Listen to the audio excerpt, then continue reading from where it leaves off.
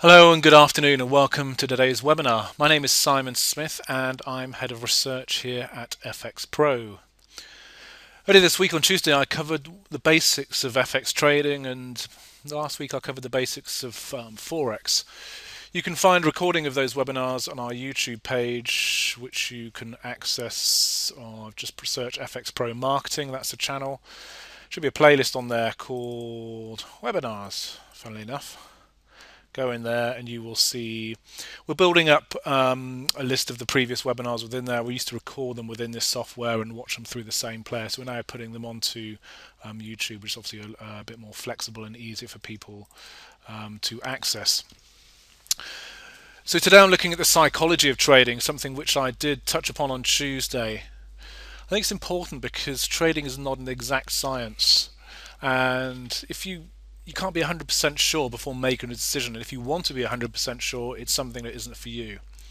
I think also, just as importantly, if you think you are 100% sure before you trade, it's also not for you because you're clearly too arrogant. Before we move on, let's look at a disclaimer. It essentially says that FxPro can't be held responsible for trading losses that occur, or anything you take from this webinar is nothing should be construed as investment advice. It also warns that CFDs are leveraged products and you should seek financial advice if and where necessary.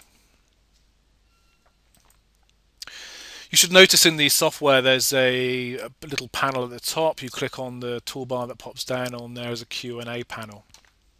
So during the webinar, it'd be great if you could keep questions related to the content that I've presented so far, just so we can maintain the flow and keep on top it. And what I'll do is at the end I will answer questions, the remaining questions in the Q&A, leaving 5 minutes at the end for that. This webinar is being recorded, but note I won't refer to anyone by name, and I'll answer all questions verbally and anonymously. So here's what I want to do in the next 25 minutes. I want to get a deeper understanding of trading psychology. It's something I did touch on earlier this week, but really want to get deeper because it's a fundamental part of trading, and also why a lot of people do fail in the first few hurdles of trading. There are common failings and traits as human beings that they manifest themselves in common ways for traders. So I want to cover those off and just walk through them for you so you have a better understanding. It's important to hold a mirror up to yourself and also the consequences, and this will allow you to see ways of overcoming these and ways that you can both acknowledge and overcome these traits that we have as humans that can get in the way of successful trading. Lastly, I emphasised this again earlier in the week. You need to trade in a way that you're comfortable with, because there's no set rules with trading. There's no predefined approach. You can't read one book and off you go. But I think the most important thing, as I emphasised again earlier in the week, is to recognise and build on your strengths, understand those weaknesses you have, and look at ways you can overcome them or minimise their impact on trading. And that way, you end up trading, rather than against them. You trade with your style and personality, and I think that's also an important point to make.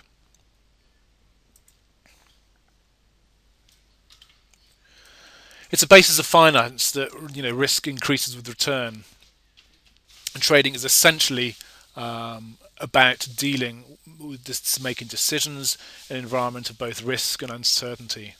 Of course, you can make these days what is a near zero return with near zero risk and stick the money in your bank. But trading is all about making obviously a higher return, which some people may make you believe otherwise, but it does go hand in hand with greater risk, and uncertainty goes hand in hand with that risk because we literally cannot predict the future. It does mean two things: that you can never be 100% sure at the outset of a trade. Trading is always, despite whatever someone makes out, it's a balance of probabilities and a level of conviction, and it's a question of having ways and means of determining that level of conviction before a trade and acting upon it. As I said at the beginning, if you are 100% sure, you're going to, before a trade, you think, I'm 100% certain this is going to happen, then you will also fail as a trader because you going to be too arrogant, have no understanding of risk, and that will be your undoing, I can assure you.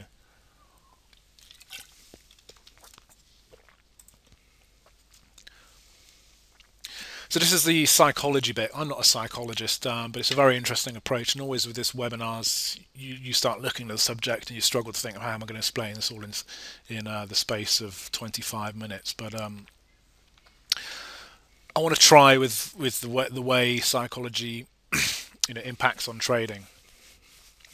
We're always going to be subject to what I call cognitive biases, basically the ways we act as human beings. And I chopped this down into 4 sections. As I can sort of see when you trade. So there's the diagnosis, and that's, I'm going to put these out in this slide and then sort of look at each individually over the course of the webinar. So the diagnosis is really the early stage, and it's how we make impartial assessments of lots of information. Like I said at the beginning, there are no predefined rules in trading, and if you do find a rule, and I think more than any other market with an FX, it's guaranteed not to last forever. So it's all about this stage is about the way information is assessed and the way we prioritize information. There's an assessment where all the information, the diagnosis we look at in the first stage, we sort of have to put merits on each of those. So we think we've got lots of options, and we have to then attach the costs and benefits to each options and risk to each options and weigh them up in our minds. Again, on one of the next slides, I'll sort of chop that down for you. There's the action stage. This is when we commit to a course of action. So in the assessment, we've looked at those options available to us. We've looked at the cost and benefits of them and benefits of all of them. And then we either do or we don't, or we do commit to an action or a course of action or a decision. There's the adjustment, which is really what happens after we've traded. What we've seen that action through, and how we approach the consequences of an action. How do we behave after the event? And that might seem things, the action's been and gone. Why does that matter? But that can be one of the areas that can really cause problems in terms of your future behavior, and I'll explain why.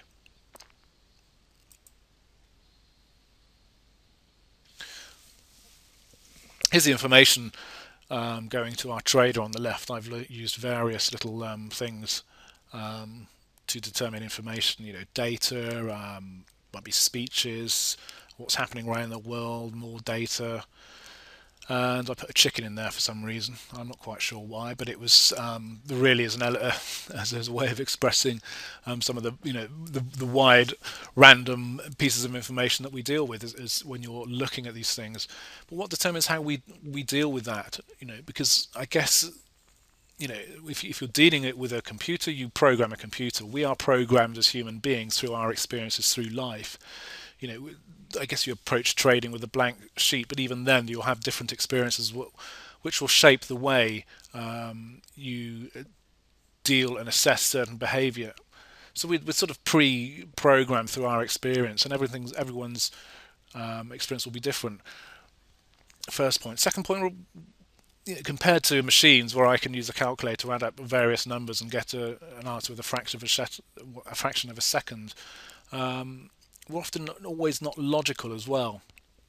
I was reading earlier in the week about an experiment where MBA students were asked to find 7-letter words on 2 pages ending in ing. Very simple exercise. Then they were asked to look for 7-letter words with N as a 6th letter. Now 74% of those students got it wrong because they thought there's a lower occurrence of the second than the first, but there can't be, because obviously words ending in ing have N as a 6th letter. So there's likely to be invariably going to give me more of the second than the first, but got it wrong around. So it sounds like it should be an easy task. We're not always good at dealing with logic, number one, and I'll give another example of that later. The other thing is that rare events stand out, so we remember them, tag them. We attach more weight than we should do, and so that doesn't mean we're very good at putting things in in terms of frequency. So if a bad thing happens, we we tend to focus on that rather than actually put in the context of all the good events that happened before that. Think of driving. There's some people that drive like maniacs, but they're scared of flying. It's totally illogical. But that's there's something in the life of whatever it is that's preconditioned them towards that. So again, that they've been programmed in a different way. So I put chickens in here, I know, but we may overweight chickens for whatever reason. I can think of bird flu or whatever, and whatever reasons. But it's just a way that there might be something that means that people attach a greater weight to certain things than others, and it's all through the conditioning we have in life.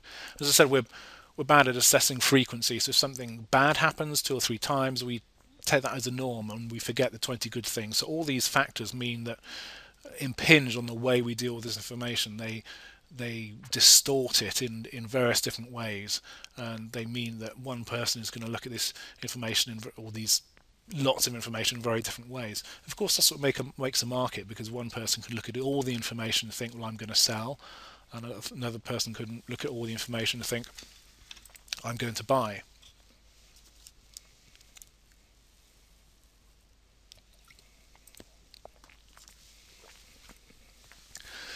Sometimes overlap in trading in terms of looking at the diagnosis. So when we're attaching the probabilities, we're assessing that information and attaching probabilities to each of them. So I'm going through this. So to sum up what I said in the last one, we're not logical, and there are instances and a lot of scientific tests that underline how, as human beings, we can often act on a logical basis. We're bad at assessing the frequency. So say a couple of bad events will then skew the way we look at the world, and we would focus on those because we tag them in our minds a lot more than, let's say, normal events or good events.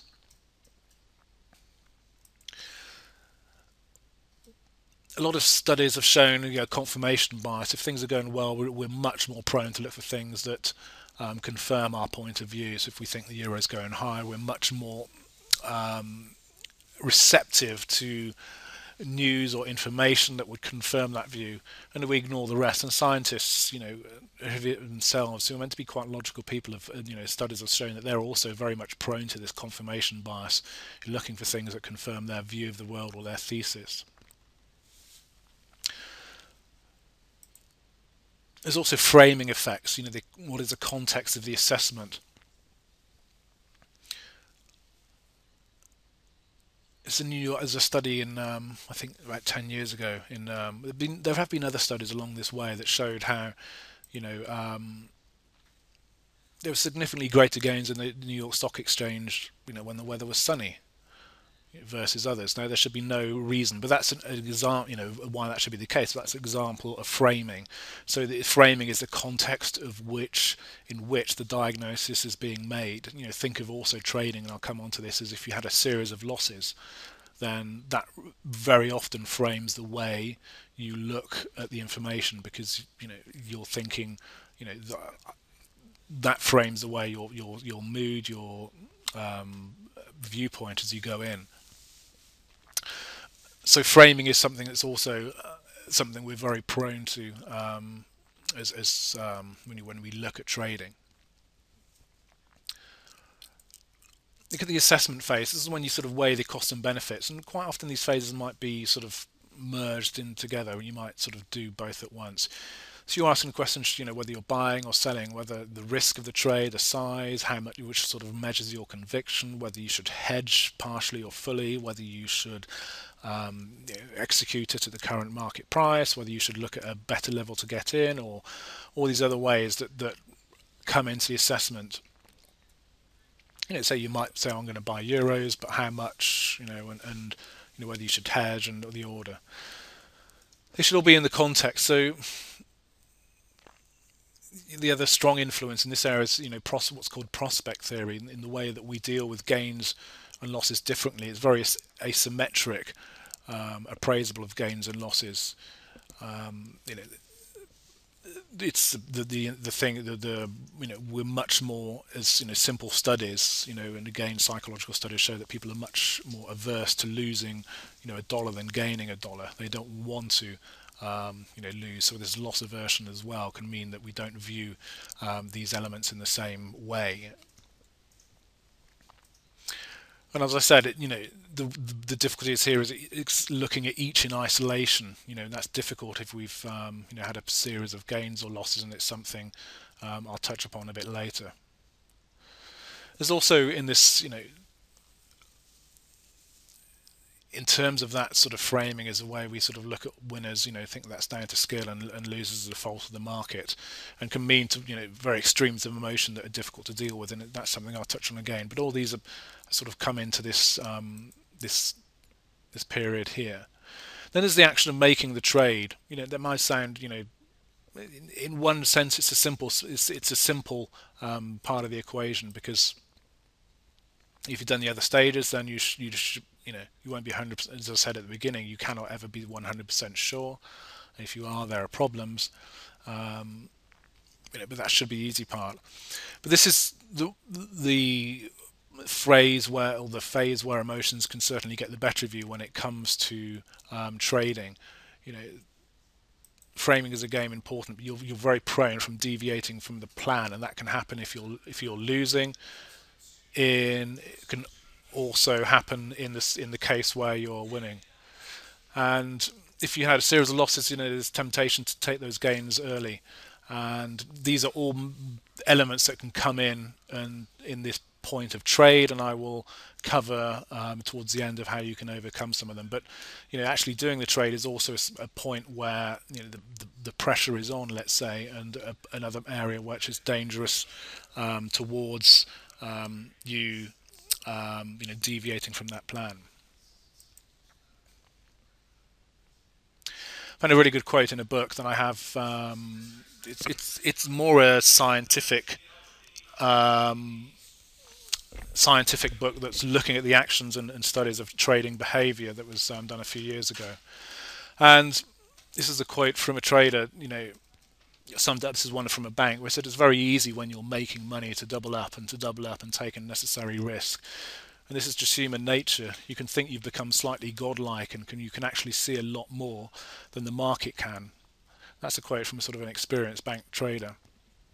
And it really underlines, that's from a book that's looking very in depth at trading psychology and behavior, that the way that human nature can grab hold of you and tempts you away from your plan. And again, that's another key element I'll talk about towards the end, and how that can be overcome. But it's something that's sort of very, very powerful during that phase. As I said, at the beginning, there's the adjustment, what we do after the trade. Now, this may seem sort of immaterial. You've done the hard part. You've assessed, diagnosed the data. You've assessed it. You've activated your trade. You've seen it through, and now you're in what's called the adjustment phase. What you do after the trade, of course, should this matter? But it can actually be, again, the undoing of many traders. One of the biggest traps, I think, is if a trade's, you think you're correct, and you may be quite your fault, but often it be very clumsy underneath, and something might have gone your way, but the reasons might have been very difficult to your original analysis. And I think this is even more so in FX and other markets, because you're trading in currency pairs, and euro dollar is just as much influenced by the dollar as it is about the euro. So you can have a view about the euro appreciating versus the dollar. As it happens, the dollar may depreciate against the euro, something you didn't actually ever think about whatsoever, but it went. That was the reason for your trade actually winning. But you may overlook that because you think your original analysis, was actually correct, and essentially you were just lucky more than anything else. The dangerous thing, is, as I said, in a sort of euro-dollar type trade where the analysis may have been wrong, you've made some money, so it can really sort of lead to a sense that you are more clever and smarter than you actually are. And the temptation always is to overlook something analysis because you think I was correct, so it doesn't really matter. But it's a good trader will always analyze both good and winning trades to the same degree. There's another strong tendency to think that random events are actually non-random, and a desire to attribute moves in the market to something that was not there. And I get that quite often when you see you might see a currency pair move, and journalists are always desperate to attribute it to something, and you may get a call or an email, why is dollar yen moved here, and sometimes it actually isn't a reason, which I don't like because it doesn't make a good story. But nevertheless, there's a strong tendency to attribute to the move to something, and quite often market commentators can be wrong in their attribution.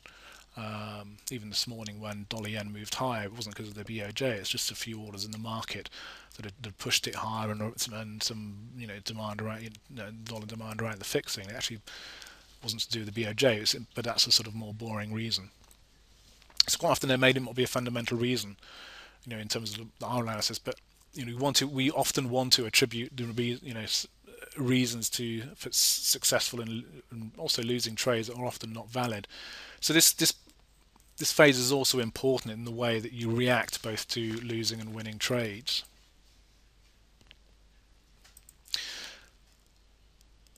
An example of the impact of all of these four phases, experience will shape our reasoning, and that can, as I said right at the beginning, we are programmed through life, through our, we're not programmed at birth, we're programmed through experiences, and everyone's experiences will be different, and that will shape our reasoning, and not always in a good way. And I say lack of logic can impact decisions. If I think today I go to lunch and I said to my colleague, I think it's a 20-second walk to where we're going to lunch. It's actually a 60-second walk, and I do the walk every day, but my ability to actually know how long that walk was is actually pretty poor. And that's so we often think we can compute better than we can, and it's often not the case. One of the very, very hard things to do is to frame trades in isolation as well, so not to be influenced by past P&L. As I said, you might have a winning trade, it might be literally through luck than anything else, but that will then frame your next trading decision. You think, well, actually I'm pretty good at this, and you can then use that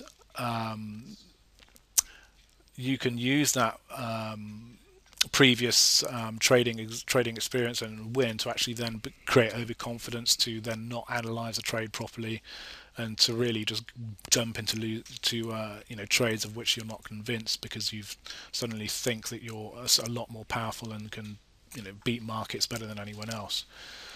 It almost works the other way, with losses can obviously sap confidence, but then also put more pressure on you to sort of find winning trades. That I think is probably one of the hardest things to do. Actually, is of all the things we talk about here, is actually the framing, and to frame them, trades irrespective of the previous performance, is incredibly difficult to do. The data shows often that bad traders will run with losses and blame the market. They're right but the market's wrong is one of the most common reasons for that. But running with losses is often as a sign of not wanting to admit mistakes. And generally with traders who are not doing well, they hold on to losing trades about 3 times longer than winning ones. When it adjust stops and deviate from the plan. And again, with winners, certainly some traders have a tendency to book winners early. We want to take the glory and be proven correct. Well, actually, again, with if you look at the traits of good traders, they will actually run with winners to their level, their target, and see the plan through. And again, successful traders will hold winners a lot longer than losers, and have quite a low win ratio. So quite often successful traders have a win ratio of less than 50%, because they're making a lot more on winning trades and they're losing on losing trades, which are cut very quickly. And sort of going back to the influence by past P&L and being influenced by profitable trades previously, we are very prone as human beings to take on too much risk in that instance, and leave to overconfidence. It can happen either during the trade or after the trades, and it links back to this whole framing and isolation. But also the incorrect attribution for winning trades, and thinking that it was down to your superior skill and ability to pick winning trades, when It's again more so in FX than other markets. Quite often it can be down to very different factors, which you could, to a fair degree, put down as luck. So, in terms of overcoming those barriers, what can one do? In terms of the early diagnosis stage, it's a question of reading and never assuming. Like I said, like I did that. All traders will read vociferously and absorb information vociferously at that stage, and never really sort of want to discount anything. As I said, using simple statistical analysis and don't guess. Again, I just simple example today when I thought what was thought 20 seconds was actually nearly 50-second walk, and I was really surprised to get it wrong. But actually, I shouldn't trust myself, and if you want to know something, measure it. And also trusting never trust headlines. We had the Fed minutes today, didn't we? You'll look at the headlines that are always very much biased. The FTs on my desk said Fed's eyes options to offset taper, and referring to something quite technical, which when you read the whole minutes it's quite small. Something I think is important that you actually read these things for yourself. Don't rely on the headlines from the media or their interpretation, which is always the way. They're always interpreting something to a degree down to their view of events and their biases and their, as I say, the experiences that shape them, even as a journalist. So it's important, actually, in a lot of instances, to go and read these things yourself and never trust headlines, and always go to a primary source. As I said, the most difficult thing is isolating yourself from winning and losing trades, but you've got to find a way of doing so. If that means taking time away from trading, creating a break from those losing trades, that's what you have to do. But I would say there isn't that's the hardest barrier to overcome in terms of the framing of trade and the framing of them in isolation. But that's the importance of having a plan, especially in that execution of trades and the course of action. That's why algo trading, certainly our data shows that they tend to perform better, because they're executing a plan and removing the possibility of intervention and removing those human failings of overconfidence that can happen and deviating from the plan that can happen during the trades. That means sticking with the plan as well. Again, because there are a lot of temptations when you are trading to deviate from that plan. And good traders will always there are a lot of ways of doing it, in terms of doing it manually, doing it through a site such as MyFxBook, which will log trades, or through other trading system where you can download trades. It's not just knowing your winners and losers, it's actually writing down your reasoning pre-trade, and actually your thinking post-trade, and your thoughts on why it went well or why it didn't go well. And that's a very important part of trading, and something that's overlooked. And if it's one thing I can say about people that are successful in trading long term, is that they continue to do that. It's also an important thing for yourself. Don't trade someone else's views, because ultimately it's down to you, and that means not clinging on to one person. There is a human tendency, again, shown through various studies. People feel safer in crowds, and it feels safer to be wrong if there's lots of others who are wrong, rather than standing out from the crowd and to point you out that you were wrong. So there is always a sort of herd mentality, and it's often better, if you can, not to listen to the crowd and do your analysis at the beginning away from the crowd, so you can inform your own independent view and not be sort of influenced by that crowd. And there's obviously a strong final tendency towards groupthink, and there's a danger that you're just, again, a new thing is a confirmation bias. You look for things, as I mentioned earlier, that will confirm your way of thinking, and seek out reasons why your trade is correct, and ignore the rest. It's important, I think, in that stage. I've in other jobs, to play devil's advocates, and I've stood up when I've been in an investment group where they're all going one way. It's actually good to stand up and say, actually, well, let's look at this alternative scenario and put it out, and see if people can knock it down. If they can't knock it down, then there's something probably wrong with their main scenario, and that's why you should read stuff you disagree with and try and argue against it. If you can't, then you should perhaps question your own point of view, and that's why it's also good not to wed yourself. People sometimes ask, what bank search do you read, what economist do you rate highly? I read so much I couldn't really say that or pin myself onto any particular point of view. And finally, just the last slide, I made the point at the beginning, don't trade against yourself. So it's important, to be, you might be asked in an interview about your strengths and weaknesses, and of course we always try and sort of think, how do we do that in the best way? But with trading, you only being honest with yourself, and you have to be very, very constructive about what your strengths are and what your weaknesses are, and how you can bring that into your trading. Some automated trading, may suit some who are more, creatures of structure, and they want to avoid silly mistakes. So that can be a discipline that suits some, but others may not like that approach. They want to do the analysis themselves and feel a level of conviction more in the way I outlined at the beginning of the webinar. So it's the point I made at the end of the last webinar. It's finding a trading style that fits you and fits your approach is another final point that's worth making.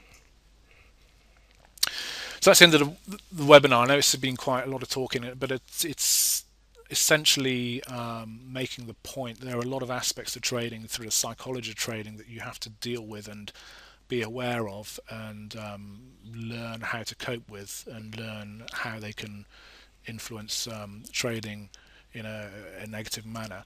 If you want to ask any questions, you can do so in the Q&A, and as a reminder, they will be answered anonymously and verbally. As I said, you can go to the recording of this webinar will be hopefully on here tomorrow. If you go to our YouTube page, search FxPro Marketing or FxPro, you can go from our website as well. You will find a webinars playlist on there, and we're expanding that as we speak. And you can also find some other webinars at the moment are on our front page. You can see those here. You can see the list of webinars from there, and you can see the upcoming webinars, but also some previous webinars are held here, which will over time be migrated over to our YouTube page. And you can see some of the early ones, which are looking at expert advisors, our EA library, and also our quant product as well, which allows you to build quantitative strategies. So if there are any questions, if you could post them now.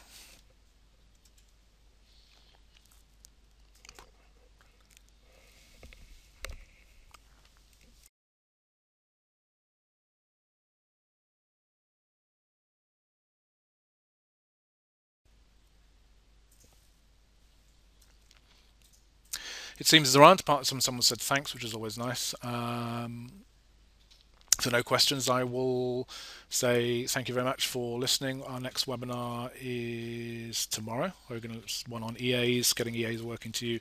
And on Monday we're doing one on the importance of FX fundamentals and how they do. Someone's asking me, do you trade?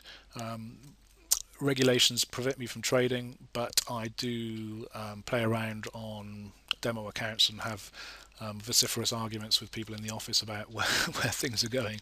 So my sentiments do come through in the writing and the blogs that I write. But I don't trade because number one is the restrictions. Number two is that I'd then be busy trading and not doing my job, such as webinars and everything else. But I have worked in investment environments before. I've advised hedge funds and traders, and I've certainly experienced in other roles. That's great. Thank you very much for your time, and as I say, we should hopefully see you at the next webinar. Thank you very much.